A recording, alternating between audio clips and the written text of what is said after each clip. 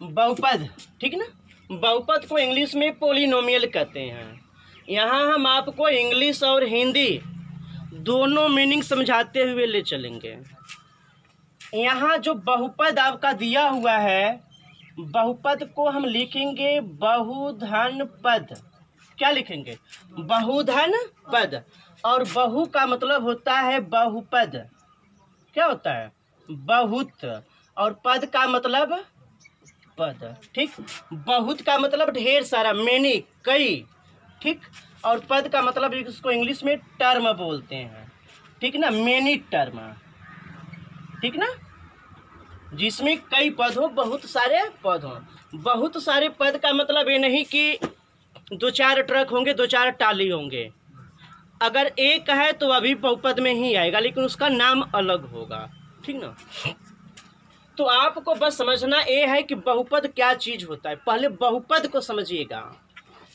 बहुपद को जब हम तोड़ेंगे तो बहुत धन पद, यानी कि बहुत से पद। क्लियर हो रहा है? जरा इसमें हम इंग्लिश में चेक करते हैं। इंग्लिश में जो पोलिनोमियल लिखा हुआ है, पोलीधनोमियल, ठीक ना। अगर इंग्लिश वर्ल्ड में कहीं भी स्टार्टिंग में पोली आ जाता है तो इस पोली का मतलब होता है बहुत या कई। क्लियर? समझ में आ रहा है? तो अगर पोली आ गया तो पोलिनोमियल, यानी कि बहुत सारे पद, कई सारे पद। जैसे एग्जाम्पल हम लेते हैं, अगर हम लिख दिए x square + 1 x³ + y + z। और एग्जाम्पल लेते हैं 4 + z, फिर 4 + z + z² + xy + y³ etc। और पद हम पकड़ लेते हैं, मान लेते हैं x³ है, और पकड़ ले रहे हैं x³ - 2 है, ठीक है। तो इसमें आपको ये चेक करना है कि बहुपद कौन है। तो बहुपद में आपको ये देखना है कि किसमें एक से ज्यादा पद है। तो इसमें कितने पद हैं? 2 पद हैं। ये पद कैसे पता चलता है कि कितने हैं? इसको समझने के लिए आसान तरीका हम आपको बता दे रहे हैं। जहां पर आपको प्लस या माइनस दिख रहा है, वहीं पर दीवार खड़ी कर दीजिए, ठीक है। यहाँ पर प्लस दिख रहा है, दीवार खड़ी कर दीजिए। एक इधर हो गया, एक उधर हो गया, तो कितने हो गए? 2 पद हो गए ना। इसमें 2 पद हो गया। इसमें कितने पद हैं? तो प्लस की जगह दीवार खड़ी करिए, प्लस की जगह दीवार खड़ी करिए, अलग अलग 3 तो हो गए। इसका मतलब कि इसमें 3 पद हो गए। कितने पद हो गए? 3 पद हो गए हैं।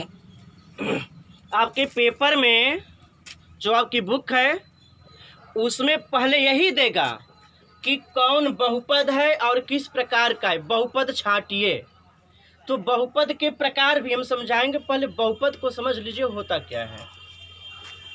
इसमें दीवार खड़ी कर दीजिए, एक पद इधर और एक पद इधर, 2 पद हो गए। इसमें दीवार खड़ी करिए, एक यहाँ दीवार होगी, एक यहाँ दीवार होगी, एक यहाँ हो गई, एक यहाँ हो गई। जहाँ जहाँ प्लस माइनस है दीवार खड़ी कर दीजिए। कितने पद हो गए? 1 2 3 4 5। कितने पद हो गए? 5 पद। इसमें आपके पास कितने पद हो गए? 5 पद, 5 टर्म्स। इंग्लिश वाले भी ध्यान देंगे, 5 टर्म्स, ठीक ना। इसमें कितने पद हैं? ये क्यूब है, यहाँ दीवार खड़ी कर दीजिए। कितने हो गए? 2 पद, ठीक। तो या तो 2 होगा, 3 होगा, 4 होगा, 5 होगा, 10 20 50 कुछ भी हो सकता है। चलिए, यहाँ पर ये बेचारा सिंगल है, तो सिंगल है तो क्या हम इसको बहुपद नहीं कहेंगे? अगर आप अपने मम्मी पापा के इकलौते बेटे हैं तो क्या आपके मम्मी पापा आपको बेटा नहीं कहेंगे? अगर अकेले इकलौते बेटे हैं तो आपको मम्मी पापा बेटा नहीं कहेंगे? बोलिए भाई, कहेंगे सर। क्या कहेंगे? दुश्मन कहेंगे? बेटा ही कहेंगे ना। अगर आप लोग अपनी मम्मी पापा की अकेली बेटी हैं, क्या मम्मी पापा बेटी नहीं कहेंगे? कहेंगे ना। तो अगर यह अकेले है तो क्या है, इसको हम कोई नाम नहीं देंगे?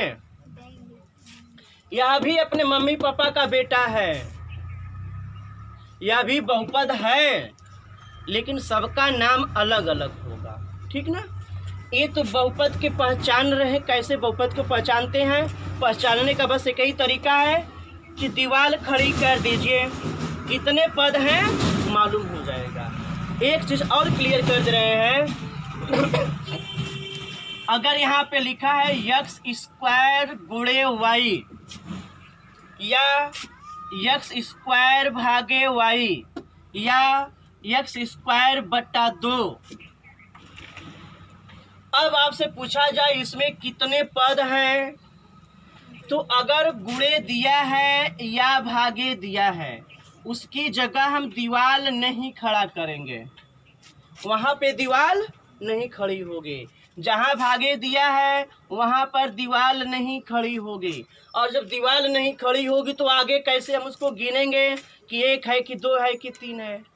नहीं ना गिन पाएंगे, काउंटिंग नहीं ना होगी। तो अगर इसमें गुणा और भाग दिया है तो वह सारा मिला करके एक ही पद होगा। क्या कहेंगे? एक ही पद होगा। जैसे एक अलग से एग्जाम्पल हम यहाँ लिख दे रहे, दिखाई दे रहा है ना।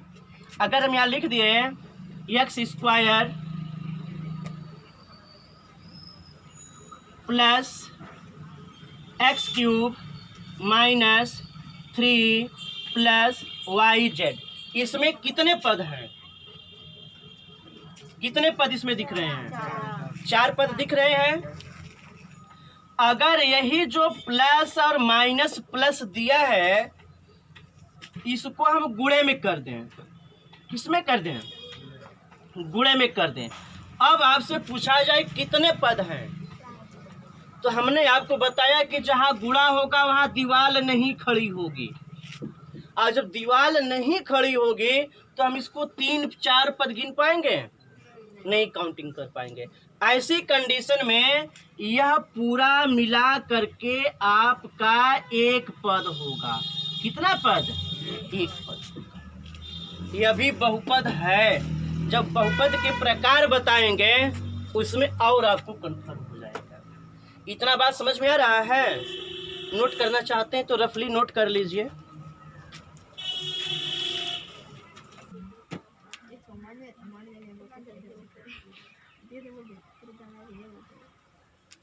कट रहा है नीचे।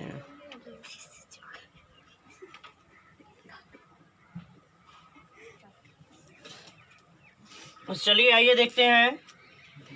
अब तक हम लोग बहुपद की पहचानने की कोशिश कर रहे थे। अब हम लोगों का मेन टॉपिक है बहुपद के प्रकार। क्या टॉपिक है? बहुपद के प्रकार, टाइप्स ऑफ पॉलिनोमियल। इसमें जो किसी चीज का प्रकार होता है, बंटवारा होता है, उसके बंटवारे का 2 आधार 3 आधार होता है।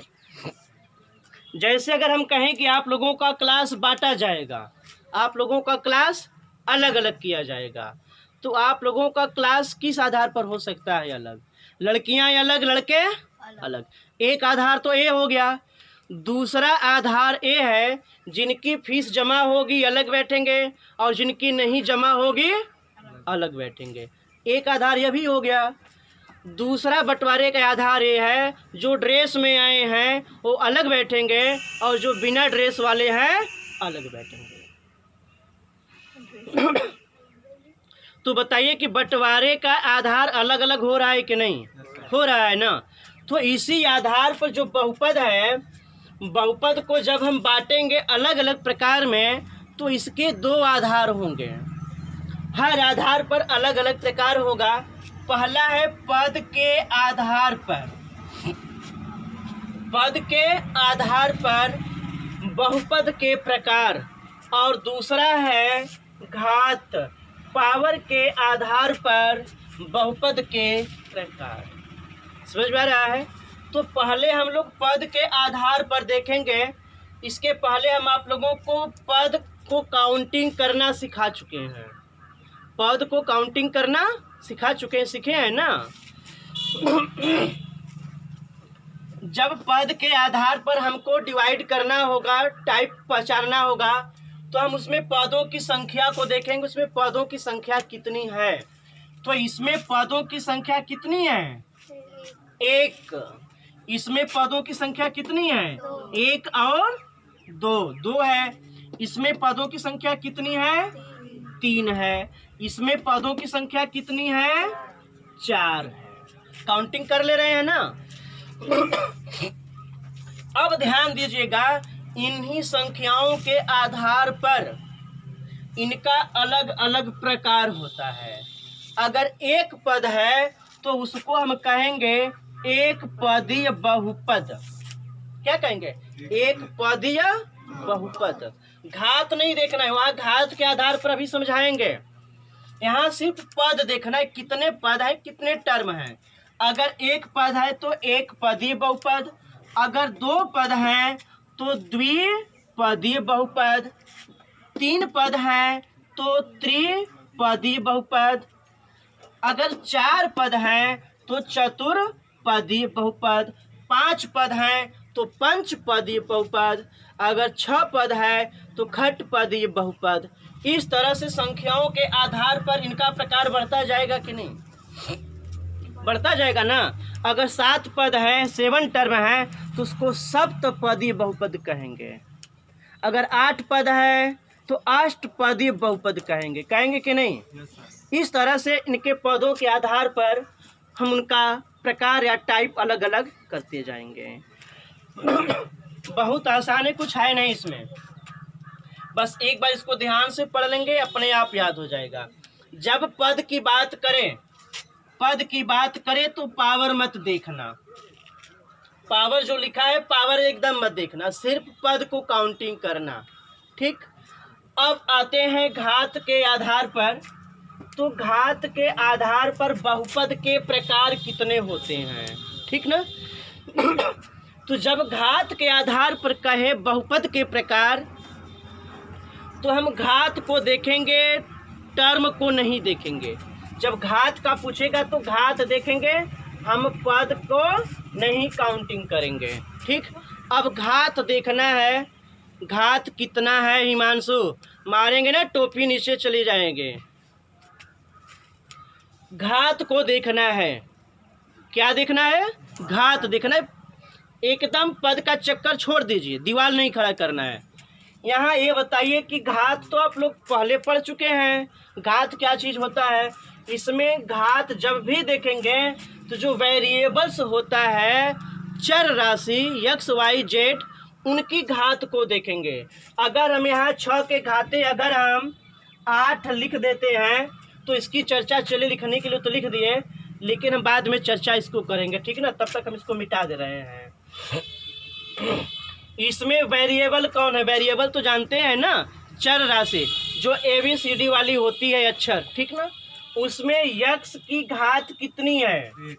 1 है। इसमें x की घात कितनी है? 2 है। इसमें x की घात कितनी है?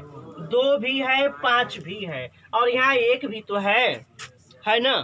तो जब घात पूछेगा, एक प्रश्न आप यहाँ से और सीख लीजिए। घात, जब घात पूछे आपसे कि घात बताइए, तो आप व्यंजक जो आपका है उसमें सबसे बड़ी घात, ठीक, क्या पकड़ेंगे? सबसे बड़ी घात। जब घात पूछे तो सीधे आप सबसे बड़ी घात पकड़ लीजिए, वही घात होगी। इसमें सबसे बड़ी घात कौन है? 5 है। तो यह घात आपकी कितनी हो गई? 5 हो गई। पूछे इस व्यंजक की घात बताइए, तो घात कितनी बताएंगे? 5 बताएंगे, 2 नहीं बताएंगे।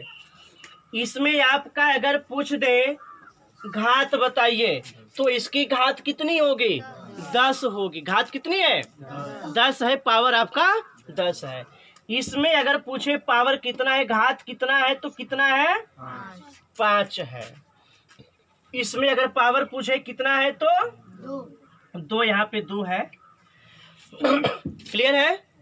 तो आप पावर पहचान पा रहे हैं या नहीं? पहचान ले रहे हैं ना। सबसे बड़ी घात आपको ढूंढना है। जब घात 1 होगी, कितना? 1। जब पावर 1 होगा तो उसको कहेंगे एक घातीय बहुपद। क्या कहेंगे? एक घातीय बहुपद। और यहाँ क्या था? एक पदीय बहुपद। जब पद की चर्चा होगी तो एक पदीय, और जब घात की चर्चा होगी तो घातीय। क्लियर? 2 घात है, तो जब यहाँ x का 2 घात है तो हम इसको द्विघातीय बहुपद कहेंगे। द्विघातीय 2 घात वाला बहुपद। यहाँ x की घात हाईएस्ट पावर कितना है? 5 है, तो इसको हम कहेंगे पंचघातीय बहुपद। क्या कहा जाएगा? पंचघातीय, 5 घात वाला बहुपद। यहाँ x की पावर कितना है? 10 है, तो हम इसको क्या कहेंगे? 10 घातीय बहुपद। ठीक ना? यहाँ x की घात कितनी है? 5 है, तो पंचघातीय बहुपद। यहाँ x की हाईएस्ट पावर कितनी है? 2 है, तो इसको कहेंगे द्विघातीय बहुपद। क्या कहेंगे? द्विघातीय बहुपद। इसको हम द्विघात बहुपद भी कहते हैं। इसमें से अगर आपकी इच्छा है तो यह को हटा सकते हैं, एक घातीय बहुपद तो कहना पड़ेगा यहाँ से। इसको द्विघात बहुपद या द्विघातीय बहुपद, पंचघात बहुपद या पंचघातीय बहुपद। ठीक है ना? दोनों में कोई अंतर नहीं है। अब यहाँ एक समझने वाली चीज ये है